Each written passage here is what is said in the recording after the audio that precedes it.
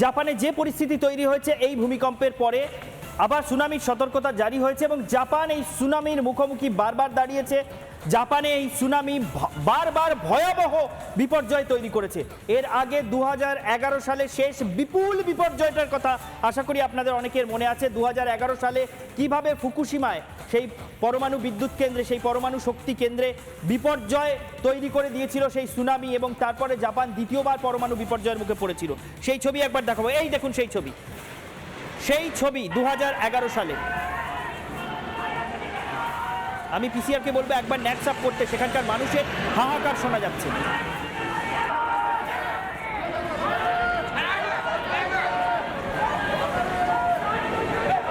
শুনতে পাচ্ছেন মানুষের হাহাকারের আওয়াজ। দেখুন কিভাবে সমুদ্রের জল গোটা শহরের মধ্যে ঢুকে এসছে, পুরো এলাকা ভাসিয়ে নিয়ে যাচ্ছে সমুদ্রের জল। একটার পর একটা গাড়ি পুরো ভাসমান মুড়ির টিনের মতো একের পর এক একটার উপর আরেকটা উঠে যাচ্ছে। দেখুন কিভাবে সেখানে একটা বন্দরে, জাপানের একটা বন্দরে যে বোটগুলো রাখা রয়েছে সেই বোটগুলো কিভাবে একটার সঙ্গে একটা ধাক্কা খাচ্ছে, কিভাবে সমুদ্রের জল ব্যারিয়ার ডিঙিয়ে শহরে ঢুকছে। দেখুন সেই ভয়ঙ্কর ছবি।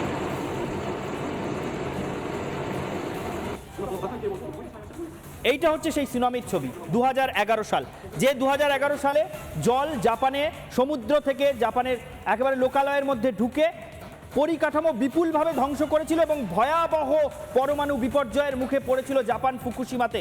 সেই হিরোশিমা নাগাসাকির পরে এত বড় পরমাণু বিপর্যয় জাপান আর দেখেনি, সেই ভয়ঙ্কর ছবি। কিন্তু এই ভয়ঙ্কর ছবি জাপানে কেন বারবার তৈরি হয়, কেন বারবার জাপানে এই পরিস্থিতি হয়, ফের কাঁপলো জাপান, কি হয়েছে এবার সেটা আগে অল্প করে দেখে নিই। সোমবার জাপানে জোরালো ভূমিকম্প হয়েছে। বারবার আমরা যেটা বলছি, কম্পনের তীব্রতা কত ছিল? রিক্টার স্কেলে ছিল 7.4 রিক্টার স্কেলে, অত্যন্ত উচ্চমাত্রার ভূমিকম্প। জাপানের পশ্চিম উপকূলীয় অঞ্চলে এই কম্পনটা হয়েছে। পশ্চিম উপকূলীয় অঞ্চল অর্থাৎ দক্ষিণ চীন সাগরের দিকে জাপানের যে উপকূল, সেখানে এই কম্পন হয়েছে। ভূকম্পনের কেন্দ্র কোথায়? জাপানের ইশিকাওয়া। জাপানের ইশিকাওয়া হচ্ছে ভূকম্পনের কেন্দ্র। জারি করা হয়েছে সুনামি সতর্কতা। তার কারণ 7.4 মাত্রার কম্পন রিক্টার স্কেলে। যে কোনো সময় সুনামি জাপানের উপকূলে হানা দিতে পারে, বিপুল জল রাশি জাপানে আবার ঢুকতে পারে, বড়সড় বিপর্যয় হতে পারে। জাপানের কম্পন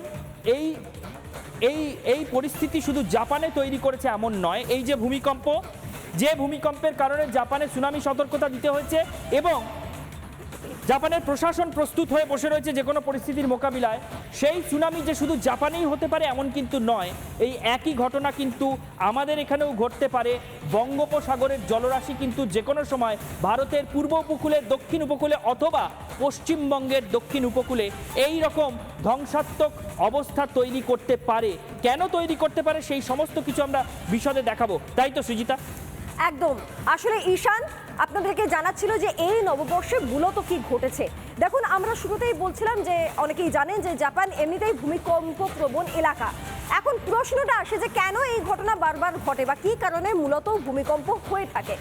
সাধারণত দুটো টেকটনিক প্লেটের সংঘর্ষে ভূমিকম্প হয়ে থাকে। দুটো টেকটনিক প্লেট হয় একে অপরের উপরে উঠে যায় অথবা দুটো টেকটনিক প্লেট দুদিকে সরে যায়, সেই কারণে ভূমিকম্প হয়ে থাকে। যেটা জাপানের ক্ষেত্রে হয়েছে যে উত্তর আমেরিকান যে প্লেট এবং প্রশান্ত মহাসাগরীয় প্লেট, এই দুটো প্লেট একে অপরের উপর উঠে যাওয়ার জন্য এই ধরনের ভূমিকম্প হয়েছে বলে আপাতত মনে করা হচ্ছে। আরও একটা বিষয় জানতে হবে, শুধুমাত্র এই দুটো প্লেট উঠে যাওয়ার জন্যই যে ভূমিকম্পটা জাপানে হয় তা নয়। আরও একটা বিষয় হচ্ছে রিং অফ ফায়ারের উপর অবস্থিত জাপান। ফলাফল হিসেবে যেটা হয়, বারবার আগ্নেয়গিরির অগ্নুৎপাত হয় এবং তার জেরেও জাপানে বারবার ভূমিকম্প হয়। এখন এই রিং অফ ফায়ার বিষয়টা কি, সেটা আপনাদের মনে একটা প্রশ্ন জাগতেই পারে যে এই রিং অফ ফায়ার কি, তার জন্য কেন ভূমিকম্প হবে। জাপানের বেশিরভাগ অংশটাই রিং অফ ফায়ারের উপর অবস্থিত, যার জন্যই এত ভূমিকম্প হয়। আপনারা চলুন, আমি আপনাদেরকে ঈশানের কাছে পৌঁছে দিচ্ছি। ঈশান আপনাদেরকে ব্যাখ্যা করবে যে কি এই রিং অফ ফায়ার, কেন ভূমিকম্প হয়। চলুন। যে কথা সৃজিতা বলছিল, রিং অফ ফায়ার, জাপানের অবস্থান রিং অফ ফায়ারের উপর, যে কারণে রিং অফ ফায়ারের উপর অবস্থান হওয়ার কারণে জাপানে বারবার এরকম ভূমিকম্প হয়। এই রিং অফ ফায়ার হচ্ছে পৃথিবীর এমন একটা অঞ্চল, একটু ছোট করে আপনাদের বুঝিয়ে দিই, যে অঞ্চলে পৃথিবীর প্রত্যেক বছর যে ভূমিকম্প হয় তার 90%ই ওই অঞ্চলে হয়। রিং অফ ফায়ার হচ্ছে এমন অঞ্চল। এই অঞ্চলটা আসলে কোথায়? আসলে এই অঞ্চলটা প্রশান্ত মহাসাগরকে ঘিরে অবস্থান করছে।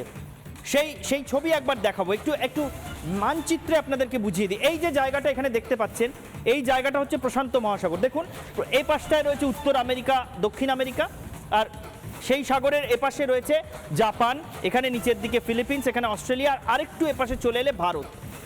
এই যে পুরো একটা বলয়ের মতন অংশ দেখছেন গোটাটা, এই গোটা বলয়টাকে বলা হয় রিং অফ ফায়ার। এবং এই রিং অফ ফায়ার থেকে এই রিং অফ ফায়ারটা, এখানে টেকটনিক অ্যাক্টিভিটি বেশি, অর্থাৎ এখানে অগ্নুৎপাত বেশি হয় এবং বিভিন্ন যে প্লেট, টেকটনিক প্লেটের কথা একটু আগে সৃজিতা বলছিল, তাদের মধ্যে সংঘর্ষ বেশি হয়। সেই জন্য পৃথিবীর 90% ভূমিকম্প হয় এখানে। এবং সেই রিং অফ ফায়ারের উপরেই জাপানের অবস্থান। এই দেখুন, এই জাপান ট্রেঞ্চের নিচে, এখানে জাপান ট্রেঞ্চ বলে খাত রয়েছে সমুদ্রের নিচে, সেই জাপান ট্রেঞ্চের নিচে দুটো প্লেট, প্যাসিফিক প্লেট আর উত্তর আমেরিকান প্লেট, এই দুটো প্লেটের সংঘর্ষ হয় বারবার, যে কারণে এখানে বারবার ভূমিকম্প হয়। এবার এই রিং অফ ফায়ারটা আপনাদের হয়তো মনে হতে পারে যে এটা প্রশান্ত মহাসাগরকে ঘিরে অবস্থান করছে, তাই আমাদের কোনো চিন্তার কারণ নেই, কিন্তু পৃথিবীর মানচিত্রটা কিন্তু এরকম ফ্ল্যাট নয়, সেটা গোল। ফলে এই রিং অফ ফায়ার আমাদের কতটা কাছে চলে এসছে সেটা আপনাদেরকে দেখাই। দক্ষিণ আমেরিকার উপকূল থেকে রিং অফ ফায়ার শুরু হয়েছে, উত্তর আমেরিকা ছুঁয়ে, আলাস্কা ছুঁয়ে, রাশিয়ার উপকূল হয়ে, চীনের উপকূল হয়ে, জাপানের উপকূল হয়ে এটা নেমেছে ইন্দোনেশিয়ার দিকে, এবং সেখান থেকে অস্ট্রেলিয়াকে ঘিরে নিউজিল্যান্ডের কাছে গেছে। কিন্তু দেখুন আরও একবার দেখাই, ইন্দোনেশিয়ার কাছ থেকে আরও একটা রিং অফ ফায়ার, একটা শাখা বেরিয়ে চলে এসেছে ভারতের দিকে।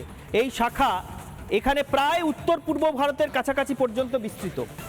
এই শাখাটা অর্থাৎ রিং অফ ফায়ারে এইসব এলাকায় সিসমিক অ্যাক্টিভিটি বা টেকটনিক অ্যাক্টিভিটি যত বেশি, ঠিক একইভাবে সেই শাখা কিন্তু এই পর্যন্ত এসছে, অর্থাৎ উত্তর পূর্ব ভারত পর্যন্ত এলাকায় বঙ্গোপসাগর হয়ে এই এলাকায় কিন্তু একই রকমের আশঙ্কা রয়েছে। এবং এই রকম টেকটনিক প্লেটের মধ্যে সংঘর্ষ যদি এখানে হয়, অর্থাৎ ভারতীয় প্লেট আর ইউরেশিয়ান প্লেট, যে দুটো পরস্পরের একটার উপরে উঠে যাচ্ছে, আরেকটা অন্যটার তলায় ঢুকে যাচ্ছে, তাদের মধ্যে এরকম সংঘর্ষ হলে কিন্তু একই রকমের সুনামি আমরা এখানেও দেখতে পেতে পারি।